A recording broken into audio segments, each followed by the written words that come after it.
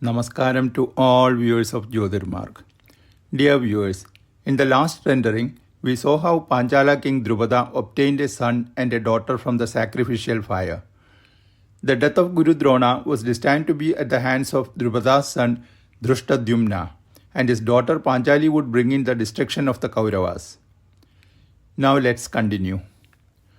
Narayanam namaskritya naram chaiva narottamam Devim Saraswatim Vyasam Tato Jayamudirayed Harihi Om.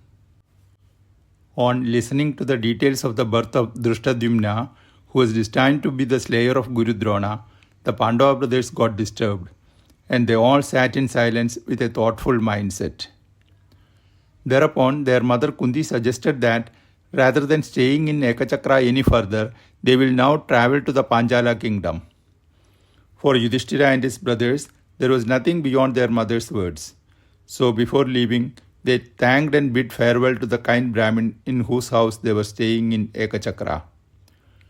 During this time, Rishi Veda Vyasa arrived there, and after receiving the salutations and worship of the Pandavas and their mother, seated happily in front of them, Vyasa spoke to them like this. Earlier, there lived a great rishi of great divinity who had a very beautiful daughter. She was spiritually oriented, of a very gentle nature, soft-spoken and well-mannered. But as a result of the karma of her past birth, her marriage didn't take place on time.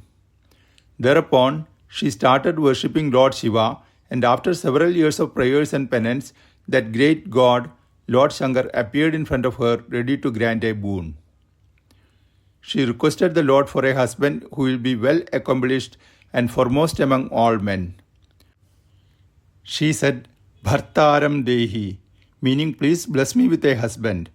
But in her zeal and joy, she repeated that request 5 times, whereupon Mahadeva said that she will have 5 husbands of divine origin, fully accomplished and with excellence in all fields and areas of life.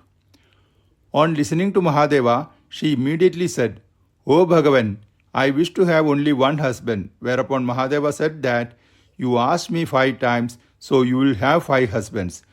But with my blessing, everything will be for your favor and advantage only. Vyasa said, O princess and descendants of Bharata, that maiden blessed by Mahadeva has now taken birth as an Ayonija, as the daughter of the Paanchaala king Yajnasena, who is also known as Drupada. And she is destined to be the wife to all 5 of you. That Draupadi, the daughter of Drupada, will bring good luck and fortune to you. With Draupadi as your wife, you will become invincible with your own might and valor, and with the support and backup of the Panchalas as well as their allies. So now, the time has come for you all to go to the Paanchaala Kingdom. Whatever is bound to take place there will be to your advantage, success and glory. So now, start your journey without delay. So saying, that great rishi disappeared from their sight. Thereafter, the Pandavas started travelling in the northeastern direction, which will take them to the Paanchaala Kingdom. On the way, they arrived at a sacred Shiva temple where they prayed and worshipped the Lord. Thereafter, they started travelling through the banks of the Ganga river.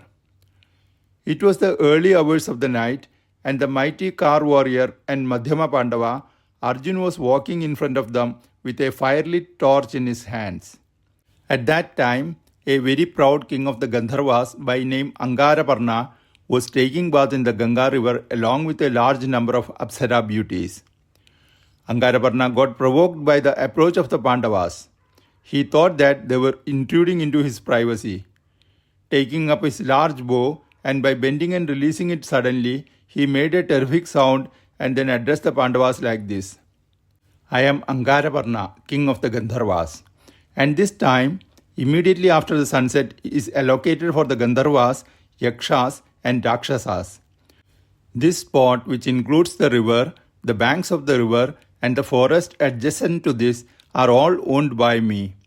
Nobody dares to approach this area when I am taking bath here.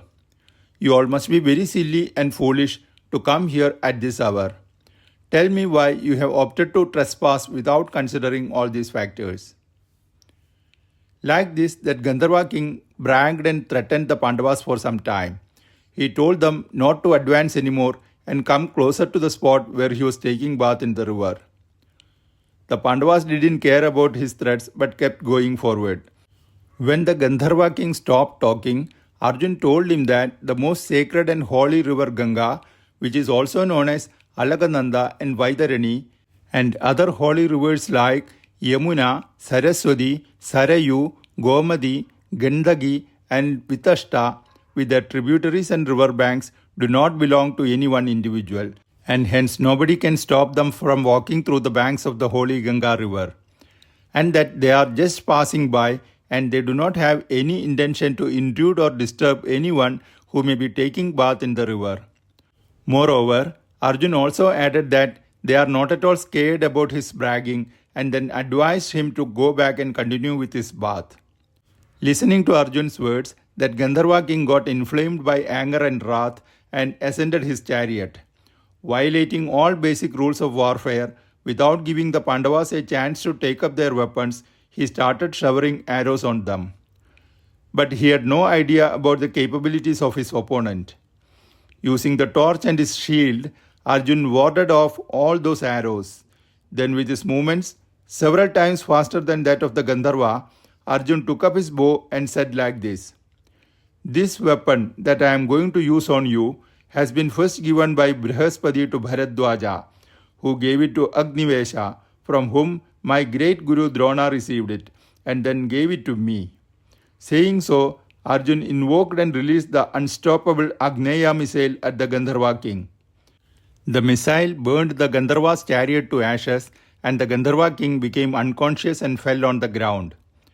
Approaching him, Arjun caught his long hair and dragging forward, put him at Yudhishthira's feet. By then, one of his wives came running with joined palms. Crying aloud, she said that she is the wife of that Gandharva and pleaded with the Pandavas not to kill her husband. Yudhishthira then spoke to Arjun that it is a disgrace to kill someone who has been defeated in battle and who has lost his name, fame and strength, and who needs a woman to save his life. Then Arjun told the Gandharva like this: "You have been saved because the Kuru king Yudhishthira has commanded me not to kill you. Get up and go back now." The Gandharva king, then addressing Arjun and Yudhishthira, thanked them for sparing his life and then said that as a token of his gratitude, he wished to give the Vidya and power of the Gandharvas by name Chakshushi, which make them superior to the human beings. He also wanted to give them 100 horses of the Gandharvas to each of the Pandava princes. These horses, he said, do not get tired and they can carry any weight. Their speed is Manovega, or the speed of the mind. But Arjun refused to accept this Vidya and the horses, saying that nothing can be received in return for sparing someone's life. Thereupon, the Gandharva suggested that Arjun may give him the Aagneya Missile and receive the knowledge by name Chakshushi and the celestial horses in return. He said that this will establish a strong connection and friendship between the Pandavas and the Gandharvas, which will become useful for both of them in the days to come. Arjun agreed to this proposal but said that the horses will be accepted at a later point of time when they will be of use to the Pandavas. Dear viewers, here ends this chapter of our rendering of Rishi Veda Vyasa's timeless epic Mahabharata. Jayam.